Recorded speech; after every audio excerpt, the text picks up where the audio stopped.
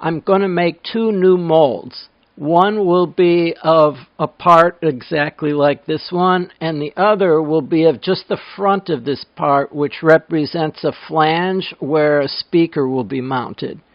So I'm isolating just the front of the part with modeling clay. And this is the buck that was used to make that other part. And I'm going to use this to make the second mold, which will be exactly like the mold that made that other part. And this red gel coat that I'm painting on both pieces is tooling gel coat, and it's a slightly different formula that's going to create a much harder gel coat. And the advantage of that is that it will stand up to more cycles of molding and demolding. The disadvantage is it's harder, so it's harder to sand, takes longer to polish, all that sort of stuff. But once you've got a dozen coats of wax on it or so, it will hold up to a lot of molding and demolding cycles. And the second layer of gel coat that I put on, I mix a lot of hardener in it, because if this layer takes too long to harden, the solvents will actually affect the first layer of gel coat and sometimes get it to sort of craze up in like wrinkles called alligatoring.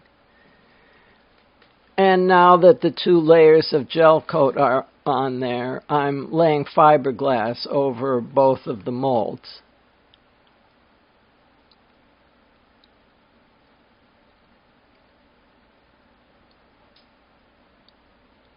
Normally you'd put on more layers than this, but these molds are for prototypes. They'll only be used a few times.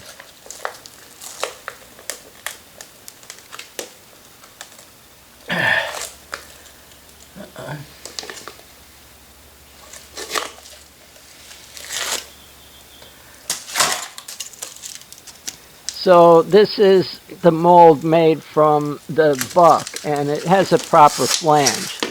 And that was prepared the same way as in the mold making parts from molds video, where there's one layer of tape wrapped around the flange of the original, and then another layer of tape that's run wide. And the fiberglass of the part is laid up on that, making a flange in the part. And I can get my wedges in between the two layers of tape to start separating the mold from the part. And doubling and tripling up the wedges as I'm slowly getting it loose.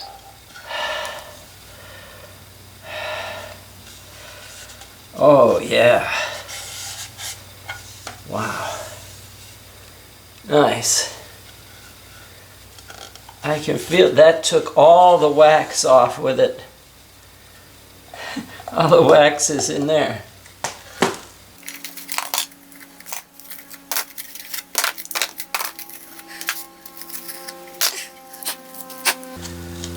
And there it is, a brand new mold.